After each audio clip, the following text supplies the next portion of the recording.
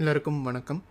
போன வீடியோவில் வந்து நம்ம எப்படி ஒரு பேசிக்கான HTML ஃபைலை எழுதி அதை எப்படி நம்ம ஒரு வெப் பேஜில் பார்க்குறது அப்படிங்கிறத பற்றி பார்த்தோம்.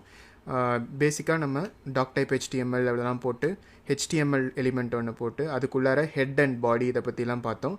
இந்த ஹெட் டேக்குள்ளார நம்ம டைட்டில் அப்படின்னு ஒரு எலிமெண்ட் எழுதி அந்த டைட்டில் என்ன கொடுக்குறோமோ அதுதான் நம்ம வெப்சைட்டோட டைட்டிலில் வரும். இதை பற்றிலாம் பார்த்தோம். இப்போது நம்ம என்ன பண்ண போகிறோன்னா, நம்ம வெப்சைட்டில் ஆக்சுவலாக என்ன வரணும் அப்படிங்கிறத நம்ம பாடிக்குள்ளார எழுத போகிறோம். போன வீடியோவில் பார்த்தீங்கன்னா நம்ம டேரெக்டாக என்ன பண்ணணும் அப்படின்னு நினச்சோமோ அதை நம்ம பாடியில் எழுதணும். அது நம்மளுக்கு டேரெக்டாக ஒரு டெக்ஸ்ட்டாக நம்ம வெப் பேஜில் காமிச்சிச்சு. நம்ம எப்போதுமே வெப்சைட் ஏதாவது பண்ணும்போது நம்ம டேரெக்டாக ஒரு டெக்ஸ்ட்டெல்லாம் பாடியில் எழுத மாட்டோம். நம்ம டேரெக்டாக எழுதினோம்னா நம்மளுக்கு இதே மாதிரி தான் டெக்ஸ்ட் எல்லாமே வரும். பட் நம்ம யூஸ்வலாக வெப்சைட் செய்யும் போது நம்மளுக்கு நிறைய செக்ஷன்ஸ் இருக்கும் இல்லையா? ஏதாவது ஒரு ஹெட்டிங் இருக்கும், ஒரு இமேஜ் இருக்கும், அதுக்கப்புறம் ஒரு பேராகிராஃப் இருக்கும். இந்த மாதிரி நிறைய டிஃப்ரெண்ட் எலிமெண்ட்ஸ் இருக்கும். ஒரு லிஸ்ட் இருக்கும், ஒரு பட்டன் இருக்கும். இந்த மாதிரி டிஃப்ரெண்ட் எலிமெண்ட்ஸ் வந்து நம்ம வெப்சைட்டில் இருக்கும். ஜஸ்ட் வந்து நார்மலான ஒரு டெக்ஸ்ட் மட்டும் இருக்காது. ஸோ நம்ம பாடிக்குள்ளார என்னென்ன எலிமெண்ட்லாம் யூஸ் பண்ணலாம் அப்படிங்கிறத ஒவ்வொரு வீடியோலையும் நம்ம பார்க்கலாம். இப்போ நம்ம முதல்ல இந்த வீடியோவில் பார்க்க போகிற எலிமெண்ட் என்னன்னு பார்த்தீங்கன்னா ஹெட்டிங் எலிமெண்ட். ஹெட்டிங் எலிமெண்ட் எதுக்கு யூஸ் பண்ணுவாங்க அப்படின்னு பார்த்தீங்கன்னா, நம்ம ஒரு பிளாக் போஸ்ட்டோ இல்லை ஏதாவது ஒரு வெப்சைட் எடுத்துக்கிட்டிங்கன்னா நம்மளுக்கு ஒரு தலைப்பு இருக்கும் இல்லையா? அதாவது போல்டாக நல்லா டார்க்காக பெருசாக இருக்கும் மேலே. அந்த மாதிரி இருக்கும்போது அதெல்லாம் வந்து நம்ம ஹெட்டிங் எலிமெண்ட்ஸ் அப்படின்னு சொல்லுவோம். ஹெட்டிங் எலிமெண்ட்டை எப்படி எழுதணும் அப்படின்னு பார்த்தீங்கன்னா, இப்போ நான் அதை வந்து ஆல்ரெடி எழுதியிருக்கிறத ரிமூவ் பண்ணிவிட்டு ஹெட்டிங் எலிமெண்ட் எழுதுறதுக்கு நம்ம லெஸ் தேன் சிம்பல் போட்டு ஹெச் அப்படின்னு போடலாம். இப்போ நம்ம ஹெச்ன்னு போட்டோடனே நம்மளுக்கு விஎஸ் கோட் ஆட்டோமேட்டிக்காக சில சஜஷன்ஸ்லாம் கொடுக்குது பாருங்கள். இந்த H1 H2லேருந்து H6 வரைக்கும் இருக்கு இல்லையா? இது எல்லாமே வந்து ஹெட்டிங் எலிமெண்ட்ஸ் தான். H1 அப்படிங்கிறது தான் இருக்கிறதுலே ரொம்ப லார்ஜ் சைஸில் இருக்கிறது.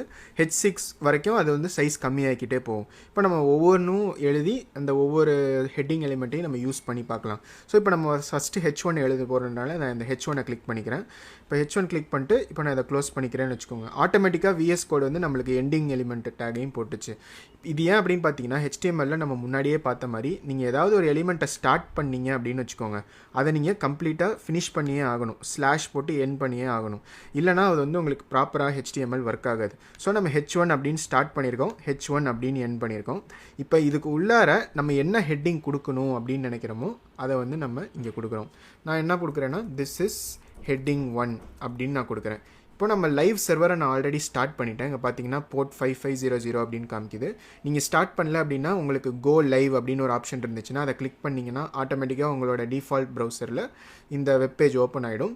இப்போ நான் அதை மாற்றினதுனால இப்போ நான் இதை சேவ் பண்ண உடனே எனக்கு பார்த்தீங்கன்னா இந்த இடத்துல அவுட்புட் வந்துடுது. இப்போ பார்த்தீங்கன்னா நம்ம என்ன சொல்லியிருக்கோம்னா, H1 எலிமெண்ட் டேக் உள்ளார திஸ் இஸ் ஹெட்டிங் 1 அப்படின்னு சொல்லியிருக்கோம் இல்லையா? இப்போ நம்ம முன்னாடி பார்த்த நார்மல் டெக்ஸ்ட் மாதிரி இல்லாமல் இது கொஞ்சம் போல்டாகவும் பெரிய ஃபாண்ட் சைஸ்லையும் நம்மளுக்கு காமிச்சிருக்கு.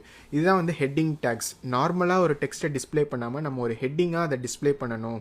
ஒரு பிளாக் போஸ்ட்டையோ இல்லை ஒரு வெப்சைட்டில் ஒரு நியூஸ் சேனலில் நம்ம பார்க்கும்போது ஒரு தலைப்பு இருக்கும் இல்லையா, ஒரு ஹெட்லைன் இருக்கும். அந்த மாதிரிலாம் நம்ம ஏதாவது ஒரு வெப் பேஜில் டிஸ்பிளே பண்ணணும் அப்படின்னு நினச்சோன்னா அதை ஹெட்டிங் டேக்ஸ் மூலியமாக தான் நம்ம டிஸ்பிளே பண்ணுவோம். இப்போ நம்ம முன்னாடியே பார்த்த மாதிரி H1 டேக் மட்டும் இல்லாமல் நம்மளுக்கு H6 வரைக்கும் இருக்குது. அது எல்லாம் ஒன்று ஒன்றா நம்ம டிஸ்பிளே பண்ணி எப்படி அது ஒன்றுக்கும் டிஃப்ரெண்ட்டாக இருக்குது அப்படிங்கிறத நம்ம இப்போ செக் பண்ணி பார்க்கலாம். இப்போ நான் என்ன பண்ணுறேன்னா, இந்த H1 அப்படியே காப்பி பண்ணிவிட்டு H6 வரைக்கும் நான் யூஸ் பண்ண போகிறேன். ஸோ 6 வாட்டி நான் அதை பிரிண்ட் பண்ணிக்கிறேன். இப்போ ஒவ்வொன்றையும் நான் வந்து H1லேருந்து H6 வரைக்கும் மாற்றிக்கிறேன். H1 பதிலாக நான் H2 அப்படின்னு எழுதிக்கிறேன். அதே மாதிரியே அடுத்து H3. ஓகே, இப்போ நான் எல்லா ஹெட்டிங்கையும் அதோட ஈக்குவலண்ட்டான H1லேருந்து H6க்கு நான் இப்போ மாற்றிருக்கேன். இப்போ நான் இந்த ப்ரோக்ராமை சேவ் பண்ண உடனே நம்மளுக்கு இந்த வெப்பேஜில் அவுட்புட் மாதிரி வரும். அது எப்படி வருது அப்படிங்கிறத இப்போ நம்ம செக் பண்ணி பார்க்கலாம். இப்போ நான் இந்த ப்ரோக்ராமை சேவ் பண்ணுறேன். இப்போ பார்த்தீங்கன்னா நம்மளுக்கு 6 ஹெட்டிங் வந்திருக்கு. ஒவ்வொரு ஹெட்டிங்கும் சைஸ் கம்மியாகிக்கிட்டே போகுது பாருங்கள். ஸோ ஹெட்டிங் 1 அப்படின்றது தான் இருக்கிறதுலே பெரிய சைஸு. அதுக்கப்புறம் ஹெட்டிங் 2 வந்து அதோட கொஞ்சம் சின்னதாக இருக்குது. ஹெட்டிங் 3 அதோட கொஞ்சம் சின்னதாக இருக்குது. அந்த மாதிரி H6 வரைக்கும் போகுது. ஸோ இப்படி தான் நம்ம ஒரு பிளாக் போஸ்ட்லேயோ இல்லை ஏதாவது ஒரு வெப் ப்ராஜெக்டில் ஒர்க் பண்ணும்போது நீங்கள் என்ன ஹெட்டிங் வேணும் அப்படின்னு நினச்சிங்கனாலும் நம்ம ஹெட்டிங் எலிமெண்ட்ஸை தான் யூஸ் பண்ணணும்.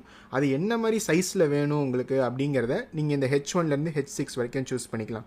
எங்கே இது யூஸ் ஆகும் அப்படின்னு பார்த்தீங்கன்னா, உதாரணத்துக்கு நான் மறுபடியும் ஒரு பிளாகே எடுத்துக்கிறேன். நீங்கள் உங்கள் பிளாகுக்கு கம்ப்ளீட்டான ஒரு பிளாக் டைட்டில் வந்து நீங்கள் இருக்கிறதுலே லார்ஜ் சைஸில் எழுதிக்கலாம்.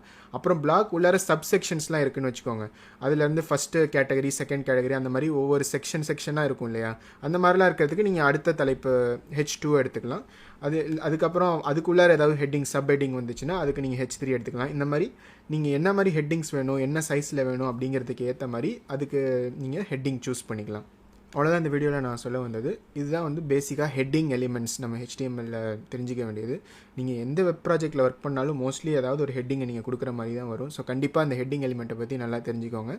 ஸோ நீங்களும் VS கோடில் வந்து இதே மாதிரியே ஒரு ப்ரோக்ராம் எழுதி அதை வந்து டிஸ்பிளே பண்ணி பாருங்கள். நீங்கள் எதிர்பார்க்குற அவுட்புட் வருதான்னு பாருங்கள். H1லேருந்து H6 வரைக்கும் எல்லாத்தையும் போட்டு என்னென்ன சைஸில் வருது அதை பற்றிலாம் நீங்கள் செக் பண்ணி பாருங்கள். ஏதாவது உங்களுக்கு சந்தேகங்கள் இருந்தால் கமெண்ட்டில் கேளுங்க, உங்களுக்கு நான் ஆன்சர் பண்ணுறேன். இந்த வீடியோ உங்களுக்கு பயனுள்ளதாக இருந்து பிடிச்சிருந்துச்சுன்னா மறக்காமல் லைக் பண்ணுங்கள், சேனலுக்கும் சப்ஸ்கிரைப் பண்ணிக்கோங்க. இதே மாதிரி ஒரு புது கான்செப்டோட நெக்ஸ்ட் வீடியோவில் உங்களை பார்க்குறேன். பை.